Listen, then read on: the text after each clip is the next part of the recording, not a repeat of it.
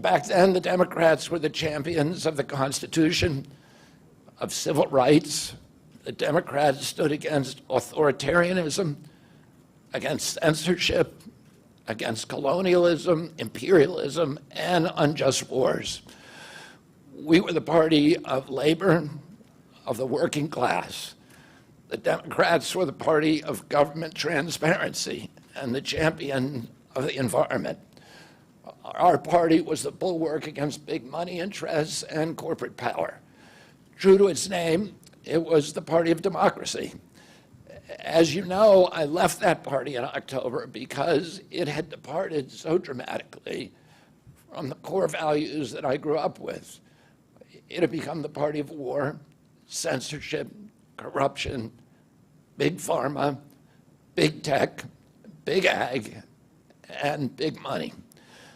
When it abandoned democracy by canceling the primary to conceal the cognitive decline of the sitting president, I left the party to run as an independent. The mainstream of American politics and journalism derided my decision. Conventional wisdom said that it would be impossible even to get on the ballot as an independent because each state poses an insurmountable tangle of arbitrary rules for collecting signatures. I would need over 1 million signatures, something no presidential candidate in history had ever achieved. And then I'd need a team of attorneys and millions of dollars to handle all the legal challenges from the DNC. The naysayers told us that we were climbing a glass version of Mount Impossible. So the first thing I want to tell you is that we proved them wrong. We did it because beneath the radar of mainstream media organs, we inspired a massive independent political movement. More than 100,000 volunteers sprang into action, hopeful that they could reverse our nation's decline. Many worked 10-hour days, sometimes in blizzards and blazing heat. They sacrificed family time, personal commitments, and sleep month after month, energized by a shared vision of a nation healed of its divisions. They set up tables at churches and farmers' markets. They canvassed door to door. In Utah and in New Hampshire, volunteers collected signatures in snowstorms, convincing each supporter to stop in the frigid cold, to take off their gloves, and to sign legibly. During a heat wave in Nevada, I met a tall, athletic volunteer who cheerfully told me that he had lost 25 pounds collecting signatures in 117-degree heat. To finance this effort, young Americans donated their lunch money, and senior citizens gave up part of their Social Security checks. Our 50-state organization collected those millions of signatures and more. No presidential campaign in American political history has ever done that. And so I want to thank all of those dedicated volunteers and congratulate the campaign staff who coordinated this enormous logistical feat. Your accomplishments were regarded as impossible. You carried me up that glass mountain. You pulled off a miracle. You achieved what all the pundits said could never be done. You have my deepest gratitude, and I'm never going to forget that, not just for what you did for my campaign, but for the sacrifices you made because you love our country. You showed everyone that democracy is still possible here. It continues to survive in the press and in the idealistic human energies that still thrive beneath a canvas of neglect and of official and institutional corruption. Today, I'm here to tell you that I will not allow your efforts to go to waste. I'm here to tell you that I will leverage your tremendous accomplishments to serve the ideals that we share, the ideals of peace, of prosperity, of freedom, of health, all the ideals that motivated my campaign. I'm here today to describe the path forward that you have opened with your commitment and with your hard labors.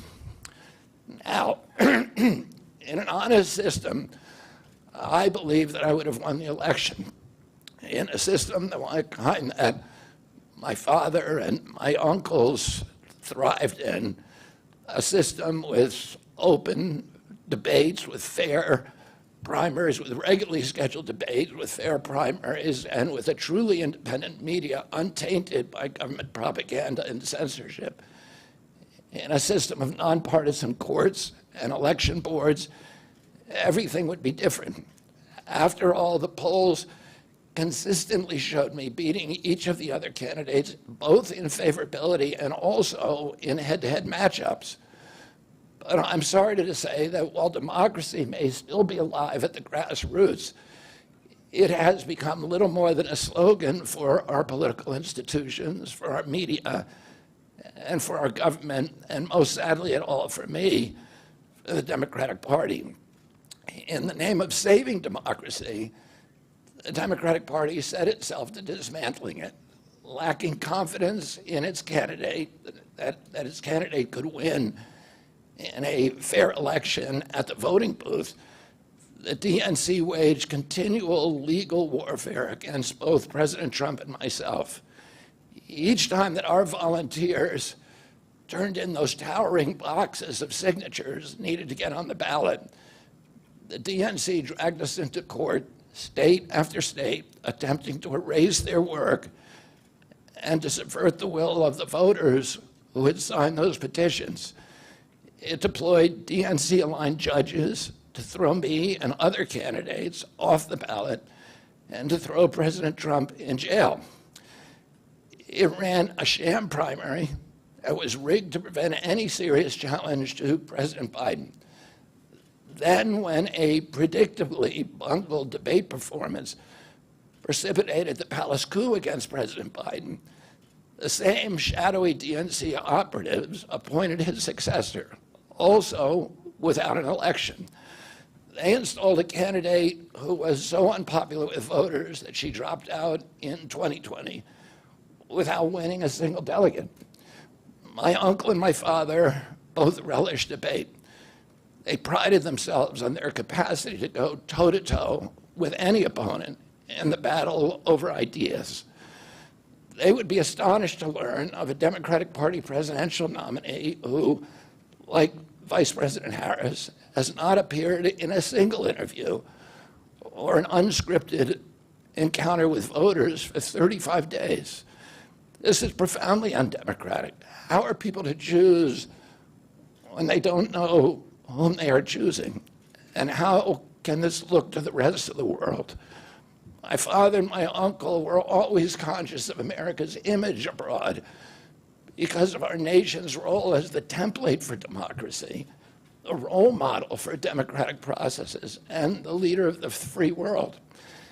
Instead of showing us her substance and character, the DNC and its media organs engineered a surge of popularity for Vice President Harris based upon, well, nothing. No policies, no interviews, no debates, only smoke and mirrors and balloons in a highly produced Chicago circus. There in Chicago, a string of Democratic speakers mentioned Donald Trump 147 times just on the first day. Oh, who needs a policy when you have Trump to hate? In contrast, at the RNC convention, President Biden was mentioned only twice in 4 days. I do interviews every day. Many of you have interviewed me. Anybody who asks gets to interview me. Some days I do as many as 10. President Trump, who actually was nominated and won an election, also does interviews daily. How did the Democratic Party choose a candidate that has never done an interview or debate during the entire election cycle? We know the answers. They did it by weaponizing the government agencies. They did it by abandoning democracy. They did it by suing the opposition and by disenfranchising American voters. What most alarms me isn't how the Democratic Party conducts its internal affairs or runs its candidates. What alarms me is the resort to censorship and media control. and the weaponization of the federal agencies. When a U.S. president colludes with or outright coerces media companies to censor political speech, it's an attack on our most sacred right of free expression, and that's the very right upon which all of our other constitutional rights rest.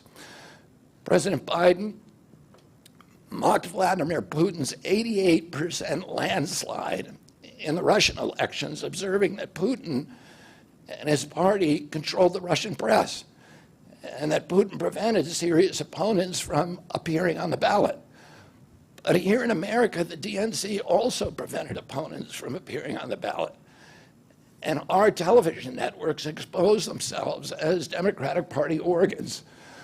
Over the course of more than a year, in a campaign where my poll numbers reached at times in the high 20s, the DNC-aligned mainstream media networks maintain a near perfect embargo on interviews with me. During his 10-month presidential campaign in 1992, Ross Perot gave 34 interviews on mainstream networks. In contrast, during the 16 months since I declared, ABC, NBC, CBS, MSNBC, and CNN combined gave only 2 live interviews from me. Those networks instead ran a continuous deluge of hit pieces with inaccurate, often vile, pejoratives and defamatory smears.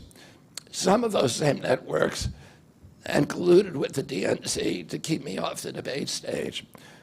Representatives of those networks are in this room right now, and I'll just take a moment to ask you to consider the many ways that your institutions have abdicated this really sacred responsibility, the duty of a free press to safeguard democracy and to challenge always the party in power. Instead of maintaining that posture of fear, skepticism toward authority, your institutions have made themselves government mouthpieces and stenographers for the organs of power. You didn't alone cause the devolution of American democracy, but you could have prevented it. The Democratic Party's censorship of social media was even more of a naked exercise of executive power. This week, a federal judge, Terry Doty, upheld my injunction against President Biden, calling the White House's censorship project, quote, the most egregious violation of the First Amendment in the history of the United States of America. Doty's previous 155-page decision details how just 37 hours after he took the oath of office, swearing to uphold the Constitution, President Biden and his White House opened up a portal and then invited the CIA, the FBI, CISA, which is a censorship agency, it's the center of the censorship industrial complex, DHS, the IRS, and other agencies to censor me and other political dissidents on social media. Even today, users who try to post my campaign videos to Facebook or YouTube get messages that this content violates community standards. 2 days after Judge Doty rendered his decision this week, Facebook was still attaching warning labels to an online petition calling on ABC to include me in the upcoming debate. They said that violates community standards, their community standards. The mainstream media was once the guardian of the First Amendment and democratic principles, and it's joined this systemic attack on democracy. It also, the media justifies their censorship on the grounds of combating misinformation, but governments and oppressors don't censor lies. They don't fear lies. They fear the truth, and that's what they censor. And I don't want any of this to sound like a personal complaint, because it's not. For me, it's all part of a journey, and it's a journey that I signed up with. But I need to make these observations because I think they're critical for us doing the thing that we need to do as citizens in a democracy to assess where we are in this country and what our democracy still looks like, and the assumptions about U.S. leadership around the globe. And are we living up, are we really still a role model for democracy in this country? Or have we made it, a kind of a joke? And here's the good news. While mainstream outlets denied me a critical platform, they didn't shut down my ideas, which have especially flourished among young voters and independent voters, thanks to the alternative media. Many months ago, I promised the American people that I would withdraw from the race if I became a spoiler. A spoiler is someone who will alter the outcome of the election but has no chance of winning. In my heart, I no longer believe that I have a realistic path to electoral victory in the face of this relentless, systematic censorship and media control. So I cannot in good conscience ask my staff and volunteers to keep working their long hours or ask my donors to keep giving when I cannot honestly tell them that I have a real path to the White House. Furthermore, our polling consistently showed that by staying on the ballot in the battleground states, I would likely hand the election over to the Democrats with whom I disagree on the most existential issues: censorship, war, and chronic disease. I want everyone to know that I am not terminating my campaign. I am simply suspending it and not ending it. My name will remain on the ballot in most states. If you live in a blue state, you can vote for me without harming or helping President Trump or Vice President Harris. In red states, the same will apply. I encourage you to vote for me. And if enough of you do vote for me, and neither of the major party candidates win 270 votes, which is quite possible. In fact, today our polling shows them tying at 269 to 269. And I could conceivably still end up in the White House in a contingent election. But in about 10 battleground states where my presence would be a spoiler, I'm going to remove my name. And I've already started that process and urge voters not to vote for me. It's with a sense of victory and not defeat that I'm suspending my campaign activities. Not only did we do the impossible by collecting 1 million signatures, we changed the national political conversation forever. Chronic disease, free speech, government corruption, breaking our addiction to war have moved to the center of politics. I can say to all who have worked so hard the last year and a half, thank you for a job well done. 3 great causes drove me to enter this race in the first place, primarily. And these are the principal causes that persuaded me to leave the Democratic Party and run as an independent. And now to throw my support to President Trump. The causes were free speech, the war in Ukraine, and the war on our children. I've already described some of my personal experiences and struggles with the government's censorship industrial complex. I want to say a word about the Ukraine war. The military industrial complex has provided us with a familiar comic book justification, like they do on every war, that this one is a noble effort to stop a supervillain, Vladimir Putin, invading the Ukraine and then to thwart his Hitler-like march across Europe. In fact, tiny Ukraine is a proxy in a geopolitical struggle initiated by the ambitions of the U.S. neocons for American global hegemony. I'm not excusing Putin for invading Ukraine. He had other options.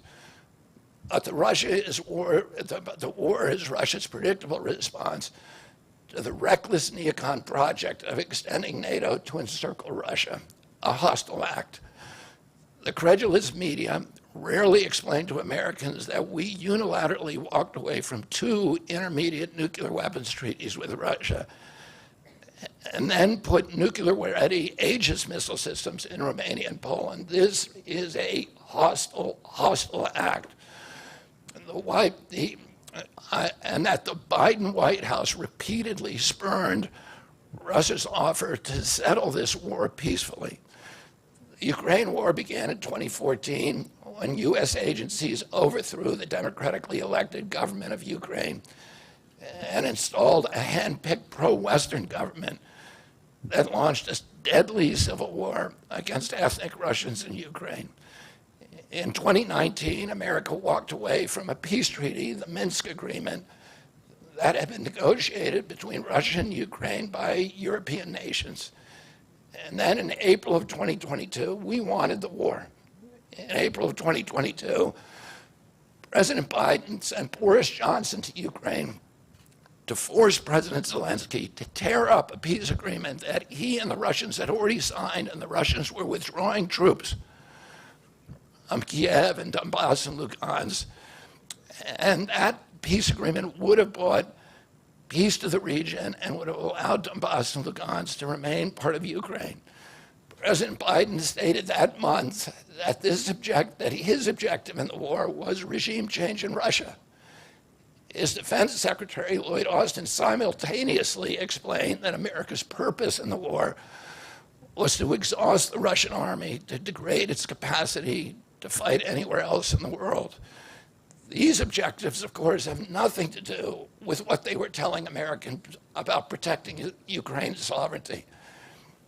Ukraine is a victim in this war, and it's a victim of the West. Since then, of Russia and both Russia and the West. Since then, we have, since tearing up that agreement, forcing Zelensky to tear up the agreement, we've squandered the flower of Ukrainian youth, as many as 600,000 Ukrainian kids and over 100,000 Russian kids, all of whom we should be mourning, have died, and the Ukraine's infrastructure is destroyed. The war has been a disaster for our country as well. We squandered nearly $200 billion already, and these are badly needed dollars in our communities, suffering communities all over our country. The Nord Stream pipeline sabotage and the sanctions have destroyed Europe's industrial base, which formed the bulwark of U.S. national security. A strong Germany with a strong industry is a much, much stronger deterrent to Russia, and a Germany that is deindustrialized and turned into just an extension of U.S. military base. We've pushed Russia into a disastrous alliance with China and Iran. We're closer to the brink of nuclear exchange than at any time since 1962. And the neocons in the White House don't seem to care at all. Our moral authority and our economy are in shambles, and the war gave rise to the emergence of BRICS, which now threatens to replace the dollar as the global reserve currency. This is a first-class calamity for our country. Judging by her bellicose, belligerent speech last night in Chicago, we can assume that President Harris will be an enthusiastic advocate for this and other neocon military adventures. And President Trump says that he will reopen negotiations with President Putin and end the war overnight as soon as he becomes president. This alone would justify my support for his campaign.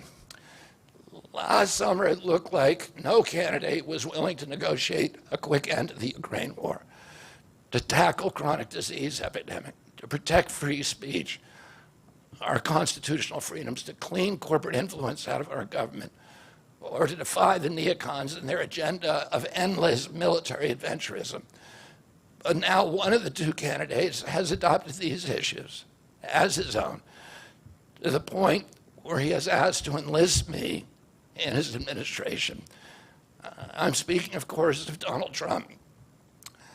Less than 2 hours after President Trump narrowly escaped assassination, Callie Means called me on my cell phone. I was then in Las Vegas. Callie is arguably the leading advocate for food safety, for soil regeneration, and for ending the chronic disease epidemic that is destroying America's health and ruining our economy. Callie has exposed the insidious corruption at the FDA, the NIH, the HHS, and the USDA that has caused the epidemic. Callie had been working on and off for my campaign, advising me on those subjects since the beginning. And those subjects have been my primary focus for the last 20 years. I was delighted when Callie told me that day that he had also been advising President Trump. He told me President Trump was anxious to talk to me about chronic disease and other subjects, and to explore avenues of cooperation. He asked if I would take a call from the president. President Trump telephoned me a few minutes later, and I met with him the following day. A few weeks later, I met again with President Trump and his family members and closest advisors in Florida. In a series of long, intense discussions, I was surprised to discover that we are aligned on many key issues. In those meetings, he suggested that we join forces as a unity party. We talked about Abraham Lincoln's team of rivals. That arrangement would allow us to disagree publicly and privately, and fiercely, if need be, on issues over which we differ, while working together on the existential issues upon which we are in concordance. I was a ferocious critic of many of the policies during his first administration, and there are still issues and approaches upon which we continue to have very serious differences. But we are aligned with each other on other key issues, like ending the forever wars, ending the childhood disease epidemics, securing the border, protecting freedom of speech, unraveling the corporate capture of our regulatory agencies, getting the U.S. intelligence agencies out of the business of propagandizing and censoring and surveilling Americans and interfering with our elections. Following my first discussion with President Trump, I tried unsuccessfully to open similar discussions with Vice President Harris. Vice President Harris declined to meet or even to speak with me. Suspending my candidacy is a heart-rending decision for me, but I'm convinced that it's the best hope for ending the Ukraine war and ending the chronic disease epidemic that is eroding our nation's vitality from the inside, and for finally protecting free speech.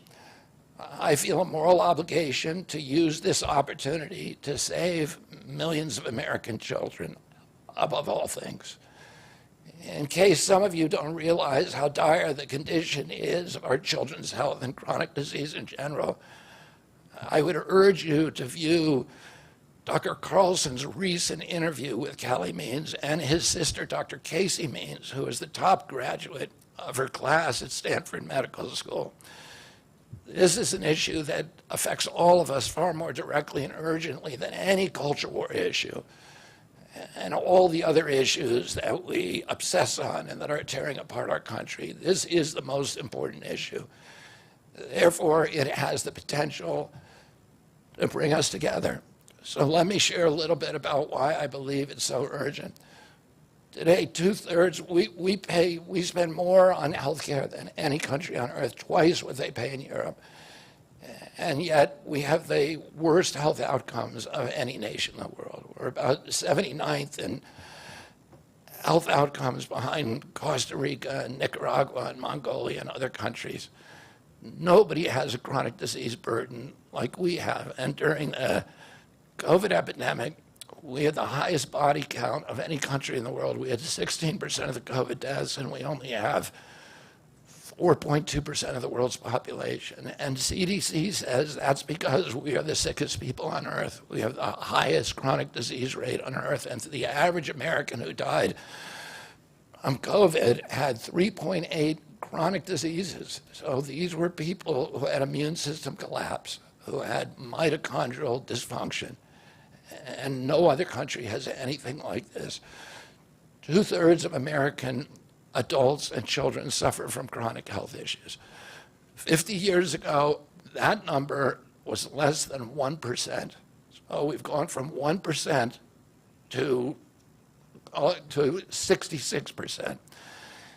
In America, 74% of Americans are now overweight or obese, and 50% of our children. 120 years ago, when somebody was obese, they were sent to the circus. There were case reports done about them. Obesity was almost unknown. In Japan, the childhood obesity rate is 3% compared to 50% here. Half of Americans have prediabetes or type 2 diabetes. When my uncle was president and I was a boy, juvenile diabetes was effectively non-existent. A typical pediatrician would see one case of diabetes during his entire career, a 40 or 50-year career. Today, 1 out of every 3 kids who walks through his office door is diabetic or pre-diabetic, and the mitochondrial disorder that caused diabetes also causing Alzheimer's, which is now classified as diabetes, and it's costing this country more than our military budget every year. There's been an explosion of neurological illnesses that I never saw as a kid: ADD, ADHD, speech delay, language delay, Tourette's syndrome, narcolepsy, ASD, Asperger's, autism. In the year 2000, the autism rate was 1 in 1,500. Now autism rates in kids are 1 in 36, according to CDC nationally. Nobody's talking about this. 1 in every 22 kids in California has autism.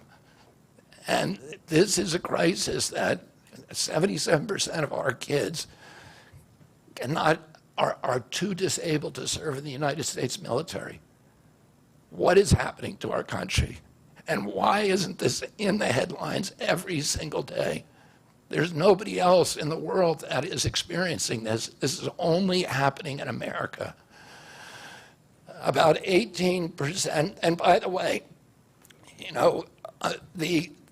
there has been no change in diagnosis, which the industry sometimes like to say. There has been no change in screening.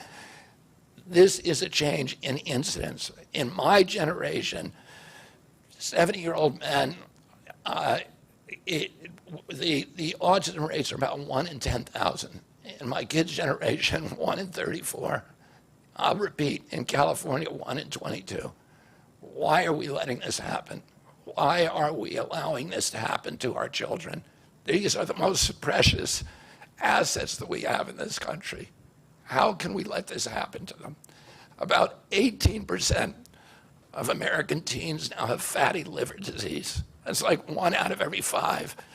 That disease, when I was a kid, only affected late-stage alcoholics who were elderly. Cancer rates are skyrocketing in the young and the old. Young adult cancers are up 79%.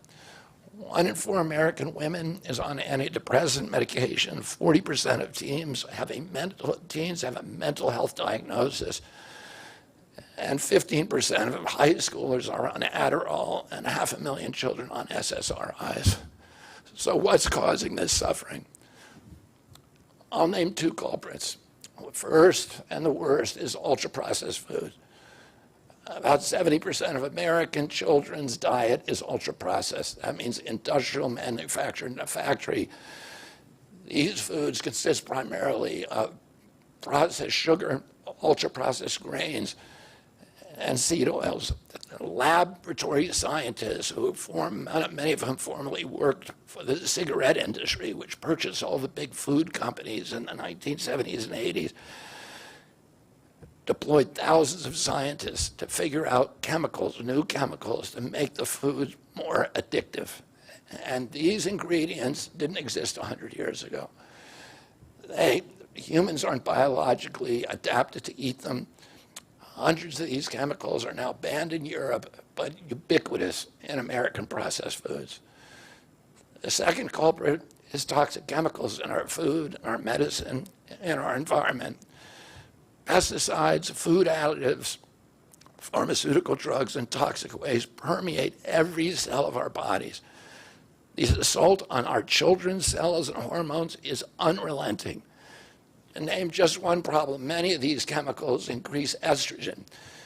Because young children are ingesting so many of these hormone disruptors, America's puberty rate is now occurring at age 10 to 13, which is 6 years earlier than girls were reaching puberty in 1900. Our country has the earliest puberty rates of any continent on the earth. And no, this isn't because of better nutrition. This is not normal.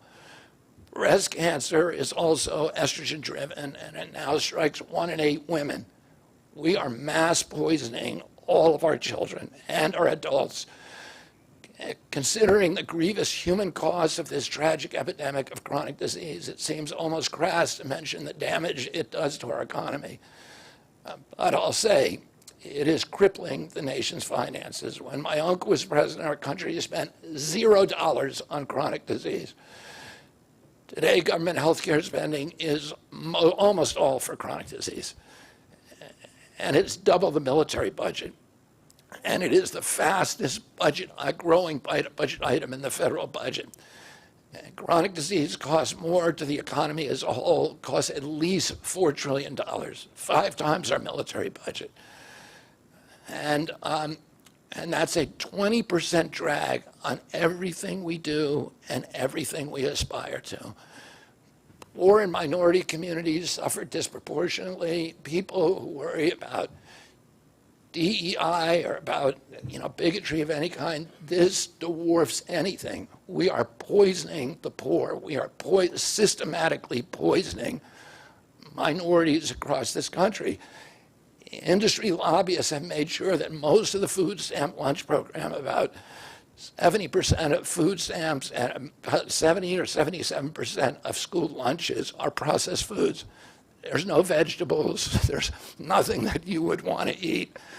We are just poisoning the poor citizens, and that's why they have the highest chronic disease burden of anybody, any demographic in our country, and the highest in the world. The same food industry lobbied to make sure that nearly all agricultural subsidies go to commodity crops that are the feedstock of processed food industry. These policies are destroying small farms, and they're destroying our soils. We give about, I think, 8 times as much in subsidies to tobacco than we do to fruits and vegetables. It makes no sense if we want a healthy country. The good news is that we can change all this. We can change it very, very quickly. America can get healthy again. To do that, we need to do 3 things. First, we need to root out the corruption in our health agencies. Second, we need to change incentives in our healthcare system. And third, we need to inspire Americans to get healthy again. 80% of NIH grants go to people who have conflicts of interest. These are the people, virtually everybody who sits, Joe Biden just appointed a new panel to NIH to decide the food recommendations. And they're all people who are from the industry. They're all people who are from the processed food companies. They're deciding what Americans, here is healthy. And the recommendations on the food pyramid and what goes to our school lunch programs, what go to the program, the Swiss program, the food stamp programs. They are all corrupted and conflicted individuals. These agencies, the FDA, USDA, and CDC, all of them are controlled by giant for-profit corporations. 75% of the FDA's funding doesn't come from taxpayer, it comes from pharma. And pharma executives and consultants and lobbyists cycle in and out of these agencies. With President Trump's backing, I'm going to change that. We're going to staff these agencies with honest scientists and doctors who are free from industry funding. We're going to make sure the decisions of consumers, doctors, and patients are informed by unbiased science. A sick child is the best thing for the pharmaceutical industry. When American children or adults get sick with a chronic condition, they're put on medication for their entire life. Imagine what will happen when Medicare starts paying for Ozempic, which costs $1,500 a month, and it's being recommended for children as young as 6, all for a condition, obesity, that is completely preventable and barely even existed 100 years ago. And 74% of Americans are obese. The cost, if all of them took their Ozempic prescription, is $3 trillion a year. This is a drug that is made by Novo Nordisk, the biggest company in Europe. It's a Danish company, and the Danish government does not recommend it. It recommends change in diet to treat obesity and exercise. And in our country, the recommendation now is for Ozempic to children at age 6. Novo Nordisk, the biggest company in Europe, and virtually its entire value is based upon its projections of what it's going to sell, of the Ozempic it's going to sell to America. And we have the food lobbyists have a bill in front of Congress today that is backed by the White House, backed by Vice President Harris and President Biden, to allow this to happen. This $3 trillion cost that is going to bankrupt our country. For a fraction of that amount, we could buy organic food for every American family, 3 meals a day, and eliminate diabetes altogether. We're going to bring healthy food back to school lunches. We're going to stop subsidizing the worst foods with our agricultural subsidies. We're going to get toxic chemicals out of our food. We're going to reform the entire food system. And for that, we need new leadership in Washington. Because unfortunately, both the Democrats and the Republican parties are in cahoots with the big food producers, Big Pharma and Big Ag, which are among the DNC's major donors. Vice President Harris has expressed no interest in addressing this issue. 4 more years of Democratic rule will complete the consolidation of corporate and neocon power, and our children will be the ones who suffer most. I got involved with chronic disease 20 years ago, not because I chose to or wanted to. It was essentially thrust upon me. It was an issue that should have been central to the environmental movement. I was a central leader at that time, but it was widely ignored by all the institutions, including the NGOs, who should have been protecting our kids against toxins. It was an orphaned issue, and I had a weakness for orphans. I watched generations of children get sicker and sicker. I had 11 siblings, and I had 7 kids myself. I was conscious of what was happening in their classrooms and to their friends, and I watched these sick kids, these damaged kids. In that generation, almost all of them are damaged. And nobody in power seemed to care or to even notice. For 19 years, I prayed every morning that God would put me in a position to end this calamity. The chronic disease crisis was one of the primary reasons for my running for president, along with ending censorship in the Ukraine war. It's the reason I've made the heart-wrenching decision to suspend my campaign and to support President Trump. This decision is agonizing for me because of the difficulties it causes my wife and my children and my friends. But I have the certainty that this is what I've meant to do. And that certainty gives me internal peace, even in storms. If I'm given the chance to fix the chronic disease crisis and reform our food production, I promise that within 2 years, we will watch chronic disease burden lift dramatically. We will make Americans healthy again. Within 4 years, America will be a healthy country. We will be stronger, more resilient, more optimistic, and happier. I won't fail in doing this. Ultimately, the future, however it happens, is in God's hands and in the hands of the American voters and those of President Trump. If President Trump is elected and honors his word, the vast burden of chronic disease that now demoralizes and bankrupts the country will disappear. This is a spiritual journey for me. I reached my decision through deep prayer, through hard-nosed logic, and I asked myself, what choices must I make to maximize my chances to save America's children and restore national health? I felt that if I refused this opportunity, I would not be able to look myself in the mirror, knowing that I could have saved lives of countless children and reversed this country's chronic disease epidemic. I'm 70 years old. I may have a decade to be effective. I can't imagine that President Harris would allow me or anyone to solve these dire problems. After 8 years of President Harris, any opportunity for me to fix the problem will be out of my reach forever. President Trump has told me that he wants this to be his legacy. I'm choosing to believe that this time he will follow through. His son, his biggest donors, his closest friends, and all support this objective. My joining the Trump campaign will be a difficult sacrifice for my wife and children, but worthwhile if there's even a small chance of saving these kids. Ultimately, the only thing that will save our country and our children is if we choose to love our kids more than we hate each other. That's why I launched my campaign to unify America. My dad and uncle made such an enduring mark on the character of our nation, not so much because of any particular policies that they promoted, but because they were able to inspire profound love for our country and to fortify our sense of ourselves as a national community held together by ideals.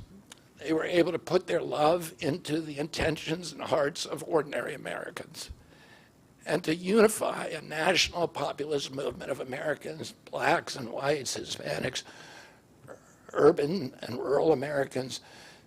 They inspired affection and love and high hopes and a culture of kindness that continue to radiate among Americans from their memory.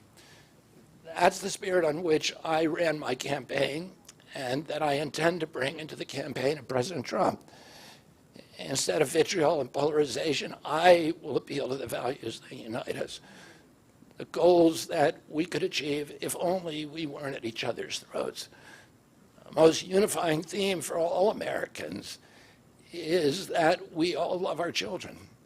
If we all unite around that issue now, we can finally give them the protection, the health, and the future that they deserve. Thank you all very much.